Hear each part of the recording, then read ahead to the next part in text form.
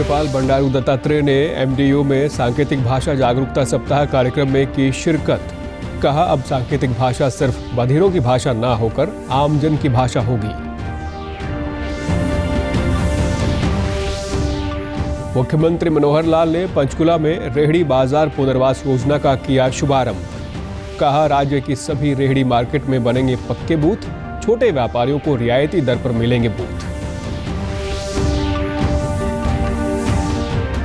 उत्तर प्रदेश के मंत्रियों ने कुरुक्षेत्र गुरुकुल में प्राकृतिक खेती के मॉडल का किया अवलोकन। कहा, हरियाणा की तर्ज पर उत्तर प्रदेश में 225 हेक्टेयर भूमि पर होगी प्राकृतिक खेती। और प्रधानमंत्री नरेंद्र मोदी ने अहमदाबाद में कल शाम 36वें राष्ट्रीय खेलों का किया उद्घाटन। कहा, ये मंच खिलाड़ियों के लिए एक लॉन्चिंग पैड का काम करेगा। नमस्कार, मैं सुरेंद्र कुमार। अब समाचार विस्तार से। राज्यपाल बंडारू दत्तात्रेय ने आज रोहतक में महर्षि दयानंद विश्वविद्यालय में सांकेतिक भाषा जागरूकता सप्ताह के अवसर पर आयोजित कार्यक्रम में शिरकत की। इस अवसर पर प्रदेश के सामाजिक न्याय एवं अधिकारिता मंत्री ओम प्रकाश यादव भी मौजूद रहे। इस दौरान राज्यपाल ने उल्लेखनीय कार्य करने वाले बधिरों को प्रशस्ति प्रमाण पत्र देकर सम्मानित भी किया। वहीं राज्यपाल ने अपने संबोधन में कहा कि नई शिक्षा नीति में भी सांकेतिक भाषा को सीखने और सिखाने पर बल दिया गया है। अब सांकेतिक भाषा सिर्फ बधिरों की भाषा ना होकर आमजन की भाषा होगी। उन्होंने कहा कि प्रधानमंत्री नरेंद्र मोदी ने हाल ही में अपने संबोधन में भारतीय सांकेतिक भाषा को एक भाषा के रूप में मान्यता देकर लाखों बधिर विद्यार्थियों के लिए नई उम्मीद जगाई है। प्रधानमंत्री श्री नरेंद्र मोदी जी ने हाल ही में लाखों बधिर छात्रों के लिए नई उम्मीद जगाई। उन्होंने भारतीय सांकेतिक भाषा ISL को एक भाषा विषय के रूप में मान्यता देकर बधिर लोगों के लिए प्रगति का मार्ग प्रशस्त किया है। प्रदेश के सामाजिक न्याय एवं अधिकारिता मंत्री ओम प्रकाश यादव ने राज्य सरकार की ओर से चलाई जा रही जन कल्याणकारी योजनाओं की जानकारी भी दी। सरकार और माननीय प्रधानमंत्री मोदी जी की प्रगतिशील सोच का अनुसरण करते हुए हम अपने प्रदेश की बधिर बच्चों की पढ़ाई, खेल, उनके जीवन और सुगम माहौल बनाने के लिए प्रतिबद्ध है। मुझे यहाँ महर्षि दयानंद यूनिवर्सिटी की पहल की सराहना करनी होगी। मुख्यमंत्री मनोहर लाल ने आज पंचकुला के सेक्टर 9 में रेहड़ी बाजार पुनर्वास योजना का शुभारंभ किया।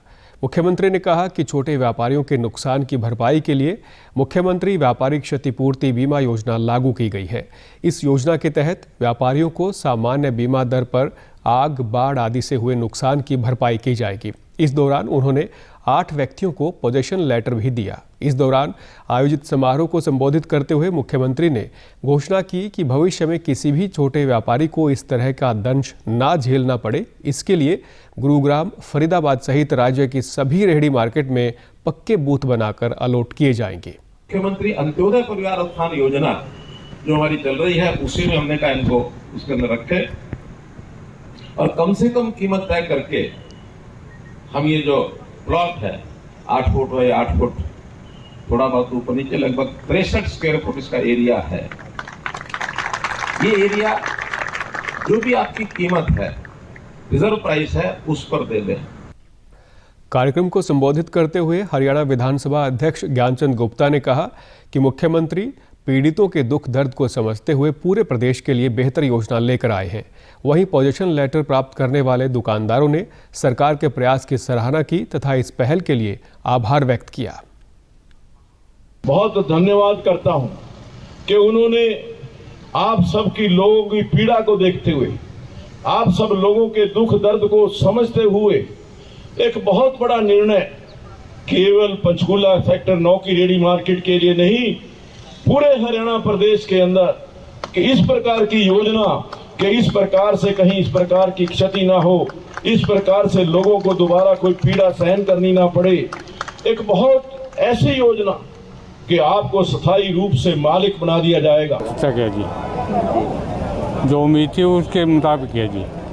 बहुत धन्यवाद करता हूँ सरकार का। उत्तर प्रदेश के कृषि मंत्री सूर्य प्रताप शाही, गन्ना विकास एवं चीनी उद्योग मंत्री लक्ष्मी नारायण चौधरी, राज्य मंत्री दिनेश प्रताप सिंह और कृषि राज्य मंत्री बलदेव सिंह औलख ने कल कुरुक्षेत्र में प्राकृतिक खेती के मॉडल का अवलोकन किया। अवलोकन के बाद उन्होंने कहा कि गुरुकुल कुरुक्षेत्र के प्राकृतिक कृषि फार्म की तर्ज पर उत्तर प्रदेश में भी कृषि विभाग अपने रिसर्च सेंटर में प्राकृतिक खेती करेगा। गुरुकुल कुरुक्षेत्र पहुंचने पर उत्तर प्रदेश के मंत्रियों का प्रदेश के शिक्षा मंत्री कंवरपाल गुर्जर ने मुख्यमंत्री मनोहर लाल के प्रतिनिधि के रूप में स्वागत किया। उत्तर प्रदेश के कृषि मंत्री सूर्य प्रताप शाही ने कहा कि उत्तर प्रदेश कृषि विभाग करीब 225 हेक्टेयर भूमि पर प्राकृतिक खेती करेगा। कृषि अधिकारियों को गुरुकुल भेजकर प्रशिक्षण दिलवाया जाएगा ताकि वे मास्टर ट्रेनर के रूप में सीधे किसानों से मिलकर उन्हें प्राकृतिक खेती से अवगत करा सकें। कैसे वहाँ पर लगाया जाए उसका प्रशिक्षण भी देंगे और किसानों के फील्ड पर और जो विश्वविद्यालय के केवी के और साथ साथ में जो हमारे एग्रीकल्चर कृषि फार्म हैं वहाँ पर भी इस विधा को प्रारंभ किया जाएगा, जिससे खेती की लागत को घटे और किसानों की आमदनी बढ़े। उत्तर प्रदेश के गन्ना विकास मंत्री लक्ष्मी नारायण चौधरी ने कहा कि किसान अभी तक प्राकृतिक खेती और ऑर्गेनिक खेती में अंतर को नहीं समझ पाया है। ऑर्गेनिक खेती में पहले 3 साल उत्पादन घटता है तो किसान ये सोचता है कि प्राकृतिक खेती में भी उत्पादन घटेगा और ये घाटे का सौदा प्रतीत होता है, जबकि हकीकत इसके विपरीत है। प्राकृतिक खेती के द्वारा यहाँ गन्ना और धान की फसल देखी है, ऐसी फसल कहीं पूरे देश में देखने को नहीं मिलती। इसलिए मेरा सभी किसानों से और सरकारों से भी ये अनुरोध है कि पृथ्वी को ग्लोबल वार्मिंग से बचाने के लिए पानी की कमी को देखते हुए हमको प्राकृतिक खेती करनी चाहिए। प्रधानमंत्री नरेंद्र मोदी ने कल शाम अहमदाबाद में 36वें राष्ट्रीय खेलों का उद्घाटन किया। इस अवसर पर प्रधानमंत्री ने सभी खिलाड़ियों को शुभकामनाएं दी और कहा कि राष्ट्रीय खेलों का ये मंच खिलाड़ियों के लिए एक लॉन्चिंग पैड का काम करेगा। प्रधानमंत्री ने कहा कि जब आयोजन इतना अद्भुत और अद्वितीय हो तो उसकी ऊर्जा असाधारण होगी। खेल की दुनिया के आने वाले सुनहरे भविष्य के लिए नेशनल गेम्स का ये प्लेटफॉर्म आप सभी के लिए एक नया लॉन्चिंग पैड का काम करेगा। प्रधानमंत्री नरेंद्र मोदी ने आज गुजरात में गांधीनगर रेलवे स्टेशन से नई और आधुनिक वंदे भारत एक्सप्रेस रेलगाड़ी को रवाना किया। इस अवसर पर उन्होंने महत्वाकांक्षी अहमदाबाद मेट्रो परियोजना के पहले चरण का भी उद्घाटन किया। प्रधानमंत्री ने अपने संबोधन में कहा कि 21वीं सदी के भारत से देश के शहरों को नई गति मिलेगी। उन्होंने कहा कि बदलते समय और मांग के अनुसार शहरों के पुनर्विकास का समय आ गया है। उन्होंने कहा कि पुराने शहरों में सुधार और विस्तार पर ध्यान दिए जाने के साथ साथ वैश्विक व्यापार की मांग के अनुरूप नए शहरों का निर्माण भी किया जा रहा है। आज 21वीं सदी के भारत के लिए अर्बन कनेक्टिविटी के लिए और आत्मनिर्भर होते भारत के लिए एक बहुत बड़ा दिन है। 21वीं सदी के भारत को देश के शहरों से नई गति मिलने वाली है। हमें बदलते हुए समय और बदलती हुई जरूरतों के साथ अपने शहरों को भी निरंतर आधुनिक बनाना जरूरी है। अंबाला के नारायणगढ़ का Bhurewala piggery farm African virus की चपेट में आ गया है। फार्म में करीब 600 सूअर हैं, जिनमें से 300 संक्रमित सूअर प्रशासन ने मार दिए हैं। फार्म के 1 किलोमीटर क्षेत्र को संक्रमित जोन घोषित किया गया है। वहीं 9 किलोमीटर के क्षेत्र तक कुछ पाबंदियां लगाई गई हैं। पशुपालन विभाग के उप निदेशक डॉक्टर प्रेम सिंह ने बताया कि सूअरों के ट्रांसपोर्टेशन पर रोक लगा दी गई है और आसपास के क्षेत्रों में सूअर के मीट की दुकानें भी बंद करवा दी गई हैं। उन्होंने बताया कि अभी तक भूरेवाला पिगरी फार्म से ही अफ्रीकन वायरस स्वाइन फ्लू के मामले मिले हैं, जिनकी जांच भोपाल से करवाई गई थी। आसपास के फार्मों पर निगरानी की जा रही है। एक मामला हमारा भूरेवाला गांव में आया है। उसके पास 600 पीस के आसपास पिग्स थे, जिसकी लैब टेस्टिंग भोपाल से करवाई गई थी। तो उसमें वो पॉजिटिव पाया गया था फार्म के अंदर ये वायरस, अफ्रीकन स्वाइन फीवर। उसके बाद जो नेशनल एक्शन प्लान की जो गाइडलाइन है उसके तहत कार्रवाई की जा रही है, क्योंकि इसके अंदर ना तो इसका कोई ट्रीटमेंट है ना ही इसकी कोई वैक्सीनेशन है, तो इन सभी 100% मोर्टेलिटी होती है इस डिजीज़ के अंदर। तो हमें इन सब एनिमल्स को कलिंग करनी पड़ेगी। तो कलिंग का प्रोसेस जारी है। हर प्रकार की जो सेल ऑफ पोर्क है और मूवमेंट ऑफ पिग्स है वो रिस्ट्रिक्टेड कर दिया गया डिस्ट्रिक्ट अम्बाला के अंदर एडमिनिस्ट्रेशन के द्वारा। अम्बाला छावनी के उपमंडल अधिकारी बलप्रीत सिंह ने कहा कि अफ्रीकन वायरस को लेकर हम पूरी नज़र रखे हुए हैं। संबंधित विभागों को आदेश जारी कर दिए गए हैं कि वे सरकार की हिदायत के अनुसार इस बीमारी का इलाज करना सुनिश्चित करें। वायरस से इस तरह की अभी बीमारी फैल रही है, तो उसके रिगार्डिंग जो भी कंसर्न डिपार्टमेंट्स हैं, हमारे जो वेटनरी विभाग हो गया, एनिमल हस्बेंड्री डिपार्टमेंट हो गया, उन सबको डायरेक्शंस दे दी गई हैं कि भी इनके वो पूरी सरकार की हिदायतों के अनुसार जो भी है इन छत्तीसगढ़ के बीजापुर में आईईडी ब्लास्ट में रोहतक के बोहर निवासी सीआरपीएफ जवान सतपाल सिंह शहीद हो गए। शहीद हुए जवान सतपाल के पार्थिव शरीर का कल देर शाम उनके पैतृक गांव बोहर में सैन्य सम्मान के साथ अंतिम संस्कार किया गया। सीआरपीएफ की टुकड़ी ने शहीद को गार्ड ऑफ ऑनर पेश किया। उनकी शहादत पर मुख्यमंत्री मनोहर लाल और उप मुख्यमंत्री दुष्यंत चौटाला सहित अन्य लोगों ने भी दुख व्यक्त किया है। मुख्यमंत्री ने ट्वीट करते हुए सतपाल सिंह के शहीद होने पर दुख व्यक्त किया। उन्होंने कहा कि प्रभु दिवंगत आत्मा को अपने श्री चरणों में स्थान दे एवं शोक संतप्त परिजनों को दुख सहन करने की शक्ति प्रदान करें। उप मुख्यमंत्री दुष्यंत चौटाला ने अपने ट्वीट संदेश में कहा कि ईश्वर उनके परिवार को इस आघात को सहन करने की हिम्मत प्रदान करे। शहीद के परिवार की हर संभव मदद की जाएगी। राष्ट्रीय अल्पसंख्यक आयोग की सदस्य सैयद शहजादी ने प्रदेश का दौरा किया।